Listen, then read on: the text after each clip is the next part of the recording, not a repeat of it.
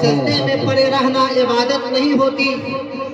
ہر شخص سر پہ کفن باندھ کے نکلے.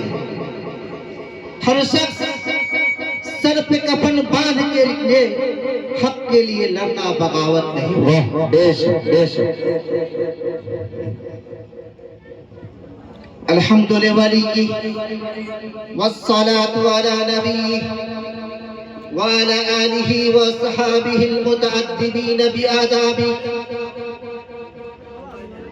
اما بعد. اللہم صلی علی محمد النبی الأمی وعلى آلہ وصحابہ وسلم تسلیما. قال اللہ تبارک و تعالی فی القرآن المجید وَلْتَكُنْ مِنْكُمْ أُمَّةٌ يَدْعُونَ إِلَى الْخَيْرِ وَيَأْمُرُونَ بِالْمَعْرُوفِ وَيَنْهَوْنَ عَنِ الْمُنْكَرِ وَأُولَئِكَ هُمُ الْمُفْلِحُونَ. قال رسول الله صلى الله عليه وسلم فَإِنِّي نَذِيرٌ لَكُمْ بَيْنَ يَدَيَّ عَذَابٌ شَدِيدٌ.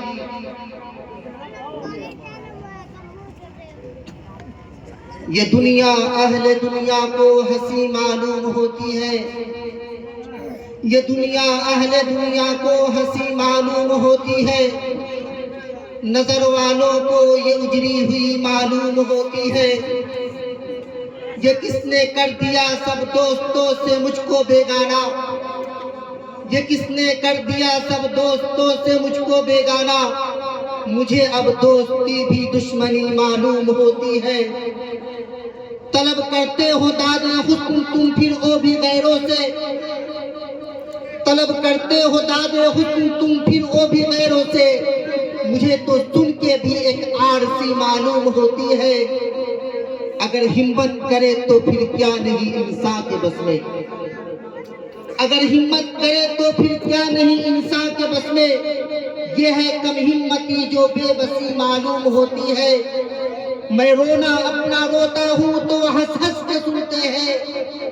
میں رونا اپنا روتا ہوں تو ہنس ہنس کے سنتے ہیں. یہ ایک دل لگی معلوم ہوتی ہے. اے موج حوادث ان کو بھی دو چار تھپیڑے ہلکے سے. اے موج حوادث ان کو بھی دو چار تھپیڑے ہلکے سے. کچھ لوگ ابھی تک ساحل پہ طوفان کا نظارہ کرتے ہیں. حضرات سامعین کرام، بزرگان دین، پردہ نشین ماں اور بہنیں، عزیز ساتھیوں، اللہ رب العزت کا بے انتہا احسان و کرم ہوا کہ آج اللہ رب العزت کی طرف سے مبارکباد، انعامات، انوار و برکات کی روشنی اور بارشیں ہیں. دعا کیجئے کہ اللہ تعالی ہمیں صحیح کہنے اور ہم سب کو اس پر عمل کرنے کی توفیق عطا فرمائے. کیونکہ عمل سے زندگی بنتی ہے جنت بھی جہنم بھی. عمل سے زندگی بنتی ہے جنت بھی جہنم بھی. یہ خاک اپنی فطرت میں نہ نوری ہے نہ نازل. حضرات سامعین کرام، میں آپ حضرات کے سامنے سیرت طیبہ کے عنوان پر چند لمحہ لب گشائی کی جرات کر رہا ہوں. اب تمام حضرات جانتے ہیں کہ چند لمحہ میں سیرت طیبہ کو بیان نہیں کیا جا سکتا. اس لیے میں آپ حضرات کے سامنے نبوت کے بعد کی زندگی کو مختصراً بیان کر کے اپنی بات کو ختم کروں گا. اور نبوت سے پہلے کی جو زندگی ہے ایک شعر میں پلوں گا اور اس بات کو مکمل کروں گا. دوستو، عقائد عالم صلی اللہ علیہ وسلم اس دھرتی پر جس زمانے میں مبعوث ہوئے اس وقت تمام دنیا کفر و ضلالت و گمراہی کی گھٹا ٹوپ اندھوروں کے اندر ڈوبی ہوئی تھی. ہر قبیلہ، ہر فرقہ ایک دوسرے کے خون کا پیاسا تھا، عدل و انصاف کا نام مٹ چکا تھا، کفر و شرک اور بت پرستی ہر جگہ رائج تھی، لڑکیوں کو زندہ درگور کیا جاتا تھا، بدکاری، سیناکاری، شراب نوشی، ڈکیتی، چوری کا بازار گرم تھا، بے حیائی کا یہ حال تھا کہ خانہ کعبہ کے اندر عورتیں ننگے طواف کیا کرتی تھی۔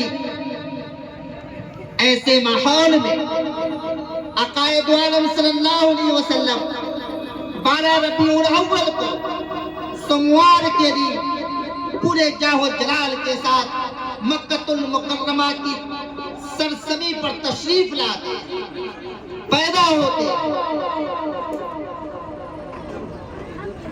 حضرت آمنہ فرماتی ہے کہ جب میرا دلارا مکہ المکرمہ کی سرزمین پر آیا تو بات نہیں کر سکتا تھا، لیکن پیدا ہونے کے وقت اپنی انگلیوں سے اشارہ کر رہا تھا، اشہد ان لا الہ الا اللہ واشہد ان محمدا عبدہ ورسولہ۔ دوستو، یہ ابتدائی زمانے کی بات ہے، پوری بات کو اگر بیان کروں پوری رات گزر جائے گی، پھر بھی مکمل نہیں ہوگی، وقت بھی کم ہے۔ میں ایک شعر کہہ کے اپنی بات کو آگے سے شروع کرتا ہوں کہ جب اس دنیا کے اندر عقائد عالم صلی اللہ علیہ وسلم تشریف لائے، 40 سال کی عمر تک مختلف کٹھنائیاں برداشت کرنی پڑی، مختلف مصیبتیں برداشت کرنی پڑی۔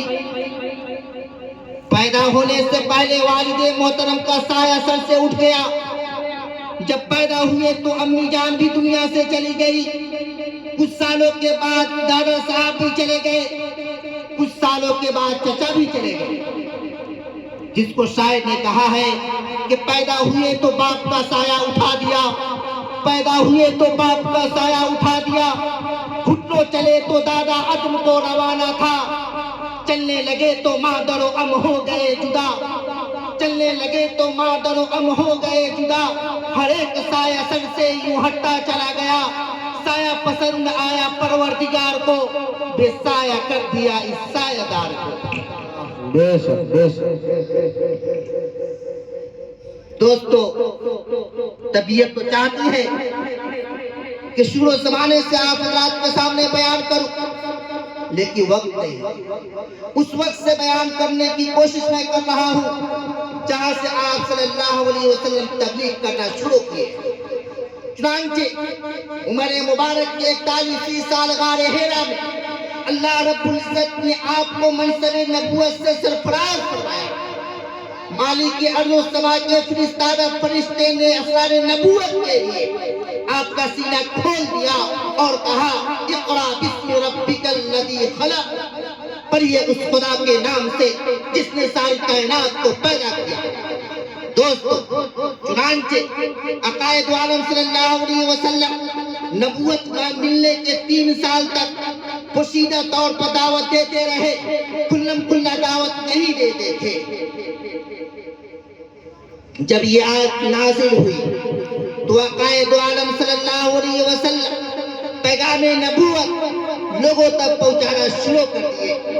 سب سے پہلے دعوت اسلام کو قبول کرنے والوں میں حضرت خدیجہ الکبریٰ رضی اللہ تعالی عنہ ہے، حضرت ابو بکر صدیق رضی اللہ تعالی عنہ ہے، حضرت علی رضی اللہ تعالی عنہ ہے، حضرت زید بن حارث رضی اللہ تعالی عنہ ہے، اور حضرت ام ایمن رضی اللہ تعالی عنہ۔ ان حضرات کی کوششوں سے اسلام کا دائرہ پھیلنا شروع ہوا، لیکن ابھی تبلیغ کرنا کھلم کھلا نہیں تھا۔ 3 سال تک کے پوشیدہ طور پر دعوت دیتے رہے۔ جب نبوت ملنے کے 3 سال مکمل ہوا، قرآن کی آیت نازل ہوئی، فاصدع بما تؤمر، اے محمد صلی اللہ علیہ وسلم، جو تم کو حکم ملا ہے اس سے علی الاعلان دعوت دو، اس سے علی الاعلان لوگوں کو پکارا کرو۔ چنانچہ اس آیت کے اترنے کے بعد فَاسْتَعْ بِمَا تُؤْمَرْ کے اترنے کے بعد عقائد عالم صلی اللہ علیہ وسلم کھلا دعوت دینے لگے. دوسری جگہ ارشاد فرمایا وَأَنذِرْ عَشِيرَتَكَ الْأَقْرَبِينَ. اے محمد صلی اللہ علیہ وسلم دعوت دینے کا طریقہ سیکھیے. دعوت کہاں سے دینا ہے, شروعات کہاں سے کرنا ہے. اللہ تعالیٰ نے شروعات کرنے کا طریقہ بتایا. وَأَنذِرْ عَشِيرَتَكَ الْأَقْرَبِينَ. اے میرے لال, اے میرے دلارے. عقائد عالم صلی اللہ علیہ وسلم سے فرمایا گیا کہ دعوت سب سے پہلے اپنے گھروں کے اندر دیجیے. تبلیغ سب سے پہلے اپنے گھروں کے اندر دیجیے. وَأَنذِرْ عَشِيرَتَكَ الْأَقْرَبِينَ. کہ اپنے قریب کے رشتہ داروں کو ڈر سنائیے. جب گھر کے لوگ نمازی بن جائیں گے, جب گھر کے لوگ ایمان قبول کر لیں گے تو باہر والے بھی قبول کریں گے. اگر گھر کے لوگ بے نمازی رہیں گے تو باہر والے آپ کو ہنسیں گے, آپ کا مذاق اڑائیں گے کہ آپ کے گھر میں کوئی خود نمازی نہیں, ہم کیوں کر نماز پڑھیں. اس لیے فرمایا گیا وَأَنذِرْ عَشِيرَتَكَ الْأَقْرَبِينَ کہ اپنے قریب کے رشتہ داروں کو ڈر سنائیے. چنانچہ عقائد عالم صلی اللہ علیہ وسلم کوئی صفا پر تشریف لے گئے اور پکار کر کہا اے بنی فاط, اے بنی عبد مناف, اے بنی فاط, اے بنی عبد مناف, اے بنی عدی. اگر میں تم سے کہوں کہ اس پہاڑ کے دامن میں ایک لشکر چھپا ہے جو تم پر حملہ آور ہونے والا ہے, اکنتم مصدقیہ, کیا تم میری تصدیق کرو گے؟ سب نے جواب دیا کیوں نہیں, ضرور تصدیق کریں گے, کیونکہ ما جربنا علیک الا صدقا, کیونکہ ہم نے آپ کو ہمیشہ سچ بولتے ہوئے پایا ہے. میرے محترم بزرگوں, دوستو, کفار مکہ کے سامنے یہ اعلان کیا, سارے کفار مکہ نے اقرار کر لیا کہ ہم آپ کی بات کو مانیں گے. تو آپ صلی اللہ علیہ وسلم نے فرمایا فَإِنِّي نَذِيرٌ لَكُمْ بَيْنَ يَدَيَّ عَذَابٌ شَدِيدٌ. اے میری قوم کے لوگوں سنو, کیوں میں نے تم لوگوں کے سامنے آواز لگایا, کیوں ہم نے تم لوگوں کو پکارا. سنو, میں اس لیے پکارا ہوں, میں اس لیے بلایا ہوں کہ اس سخت دن کے عذاب سے پہلے میری بات کو مان لو, میری بات کے اوپر یقین کر لو, ایمان لے آؤ, ورنہ تم لوگوں کے اوپر ایک بہت بڑا سخت دن آنے والا ہے. فَإِنِّي نَذِيرٌ لَكُمْ بَيْنَ يَدَيَّ عَذَابٌ شَدِيدٌ. جب عقائد عالم صلی اللہ علیہ وسلم نے یہ فرمایا, میرے محترم بزرگوں اور دوستوں, کفار مکہ میں کھلبلی مچ گئی, سب کا سب پریشان ہو گیا. کوئی بھی آپ صلی اللہ علیہ وسلم کی دعوت پر لبیک کہنے والا نہیں ملا. آپ ہی کا سگا چچا آگے بڑھتا ہے, گستاخانہ لہجے میں کہتا ہے تبًّا لَكَ سَائِرَ الْيَوْمِ أَلِهَذَا جَمَعْتَنَا. اے محمد, اے میرے بھتیجے, کیا اسی کے لیے تم نے ہم کو یہاں پر بلایا تھا؟ کیا اسی کے لیے تم نے ہم کو مدعو کیا تھا؟ تمہارے لیے بربادی ہو, تمہارے لیے ہلاکت ہو, کیا اسی کے لیے ہم کو تم نے جمع کیا تھا؟ کون بولا؟ اپنا چچا بولا.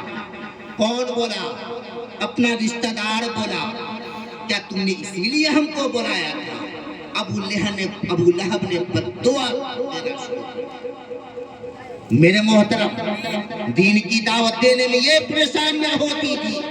کیا ان چیزوں سے آپ صلی اللہ علیہ وسلم کو تکلیف نہیں پہنچتی تھی؟ کیا ان چیزوں سے آپ صلی اللہ علیہ وسلم کو صدمہ نہیں پہنچتا تھا؟ ضرور پہنچتا تھا, لیکن ایمان و یقین اتنا مضبوط تھا کہ کفار مکہ کی ان ایذا رسانیوں کے باوجود کبھی بھی پاؤں ہلتا نہیں تھا, بالکل مضبوط رہتا تھا. میرے محترم, مخالفت کا یہ حال تھا کفار مکہ کا. کفار مکہ کے مخالفت کا حال یہ تھا کہ جب آپ صلی اللہ علیہ وسلم تبلیغ کے لیے نکلتے تو مخالفین کی ٹولیاں آپ کے ساتھ ہو جاتی تھی. جب آپ تقریر کے لیے کھڑے ہوتے تو آپ کا مذاق اڑاتے, کہے لگاتے, شور و گل مچاتے تھے. جب آپ صلی اللہ علیہ وسلم تقریر کے لیے کھڑے ہوتے، اس طریقے سے شور و گل مچاتے کہ بات کرنا مشکل ہو جاتا تھا۔ ابو لہب لوگوں سے کہتا ان کی بات مت سنو، یہ مجنون ہو گیا ہے، یہ دیوانہ ہو گیا ہے، یہ پاگل ہو گیا ہے، یہ شاعر ہے، یہ سب محمد کی شاعری ہے، ان کی بات کو مت سنو۔ اسی پر بس نہیں، جب آپ صلی اللہ علیہ وسلم راستے میں چلتے تھے تو آپ کے راستے میں کانٹے بچھائے جاتے تھے، آپ کے لیے نجاست ڈالی جاتی تھی، آپ کے لیے ہر طرح کی ایذا رسانی کی جاتی تھی۔ میں ایک واقعہ سناتا ہوں قبا کا کہ جب آپ صلی اللہ علیہ وسلم خانہ کعبہ کے اندر نماز پڑھ رہے تھے کہ عقبہ پیچھے سے آتا ہے اور گردن کے اندر پٹا باندھ کے زور سے کھینچا کہ آپ صلی اللہ علیہ وسلم گھٹنوں کے بل گر گئے۔ ابو جہل ادھر دیکھ رہا، بدبخت ادھر دیکھ رہا تھا، دیکھا کہ عقبہ آپ صلی اللہ علیہ وسلم کے گردن میں پٹا باندھ کر گرا دیا ہے، اس کو بھی موقع ملا، نیچے سے پتھر اٹھایا، آپ صلی اللہ علیہ وسلم کے سر پر دے مارا۔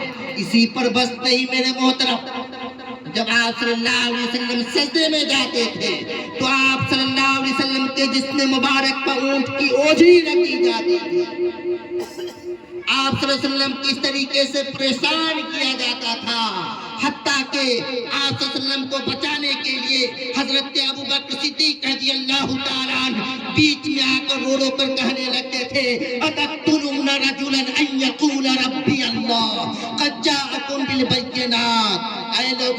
اے لوگو کیا ایک ایسے شخص کو بلا کسی قصور کے قتل کر دینا چاہتے ہو جو کہتا ہے میرا رب اللہ ہے، حالانکہ تم لوگوں کے سامنے کھلا کھلا دلائل لا چکے، لیکن کفار مکہ نہیں مانتا۔ آپ صلی اللہ علیہ وسلم کو چھوڑ کر کے حضرت ابو بکر صدیق رضی اللہ تعالیٰ عنہ کی طرف دوڑ پڑتا اور حضرت ابو بکر صدیق رضی اللہ تعالیٰ عنہ کے اوپر لاٹھی چارج کرنے لگتا، ان کو مارنے لگتا، پٹنے لگتا۔ اسی پر بس نہیں، جو بھی صحابی آپ صلی اللہ علیہ وسلم کے اوپر ایمان لاتا تھا ان کو ہر طریقے سے تکلیفیں پہنچائی جاتی تھی۔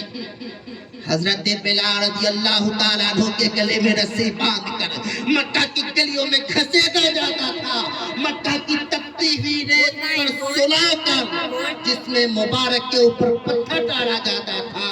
حضرت خباب رضی اللہ تعالیٰ عنہ کو انگاروں پر لٹایا جاتا، حضرت عثمان غنی رضی اللہ تعالیٰ عنہ کو ان کے چچا نے کھجور کے تنے میں باندھ کر کے مارا، حضرت زبیر رضی اللہ تعالیٰ عنہ کو چٹائی میں لپیٹ کر ناک کو دھواں دیا گیا، جس سے سون کر رونگٹے کھڑے ہو جاتے ہیں۔ میرے محترم، اسی کے اوپر کفار مکہ نہیں مانتا۔ جب عقائد عالم صلی اللہ علیہ وسلم کو ان لوگوں سے کوئی خوف نہیں ہوا، کوئی ڈر نہیں ہوا، پورے کفار مکہ میٹنگ کیا، یہ مسئلہ کیسے حل ہوگا؟ چنانچہ لوگوں نے مشورہ دیا کہ چلا جائے ابو طالب کے پاس، انہی سے کہا جائے، ہو سکتا ہے کہ اپنے بھتیجے کو منع کر دے۔ پورے کفار مکہ میٹنگ کر کے ابو طالب کے پاس پہنچتا ہے، ابو طالب سے کہتا ہے اے ابو طالب، آپ اپنے بھتیجے کو منع کر دیجئے دین کی پھیلانے سے، ہماری مخالفت کرنے سے، نئے دین کی ایجاد کرنے سے۔ ابو طالب نے کہا ٹھیک ہے جاؤ، میں اپنے بھتیجے کو بلا کر کے کہتا ہوں۔ چنانچہ پوری قوم چلی گئی۔ ابو طالب ایک آدمی کو آپ صلی اللہ علیہ وسلم کے پاس خبر بھیجتا ہے بلانے کے لیے۔ چنانچہ آپ صلی اللہ علیہ وسلم تشریف لاتے ہیں۔ ابو طالب کہتا ہے اے میرے بھتیجے، تمہاری قوم کے لوگ میرے پاس آئے تھے اور اس طریقے سے کہہ رہے تھے ذرا میرے جان کا بھی خیال رکھو اور اپنی جان کا بھی خیال رکھو، ایسا نہ ہو کہ ہمارے اوپر بھی ظلم و ستم یہ اٹھانے لگے اور تمہارے اوپر ظلم و ستم یہ اٹھانے لگے۔ میرے محترم، عقائد عالم صلی اللہ علیہ وسلم نے کیا جواب دیا؟ عقائد عالم صلی اللہ علیہ وسلم نے یہ جواب دیا کہ اگر یہ کفار مکہ میرے دائیں ہاتھ میں چاند رکھ دے، بائیں ہاتھ میں سورج رکھ دے، تب بھی میں اس سے باز نہیں آؤں گا۔ سنو ہندوستان والوں، سنو ہندوستان والوں، سنو ہندوستان والوں، اسی کی طرف، اسی واقعہ کی طرف میں سب سے پہلے ایک شعر پڑھا تھا ہندوستان کے حالات کو دیکھ کر، کہ لگتا ہے اس دیش میں عدالت نہیں ہوتی، جس دیش میں انسان کی حفاظت نہیں ہوتی، مخلوق خدا اگر کسی مشکل میں ہو پھنسی، سجدے میں پڑے رہنا عبادت نہیں ہوتی۔ ہر شخص سر پہ کفن باندھ کے نکلے، ہر شخص سر پہ کفن باندھ کے نکلے، حق کے لیے لڑنا بغاوت نہیں ہوتی۔ دوستو وقت کم ہے، میرے پاس پرچی بھی آ گئی ہے، اس لیے میں اپنی ان تمام باتوں پر اپنی بات کو ختم کرتا ہوں۔ دوستو دعا کیجئے کہ اللہ تعالی ہم لوگوں کو دین اسلام پر چلنے اور اس پر عمل کرنے کی توفیق عطا فرمائے۔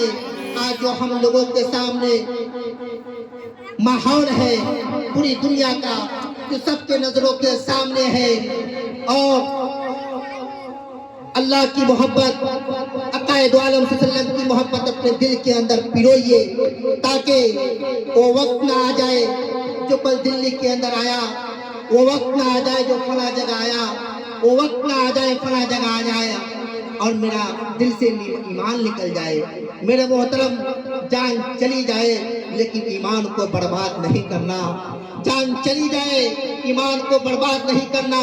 ایک دن اس دنیا سے جانا ہے تو پھر آج ہی اگر جانے کا موقع ملے گا تو انشاءاللہ آج ہی جانے کے لیے تیار ہے۔ وما علینا الا البلاغ۔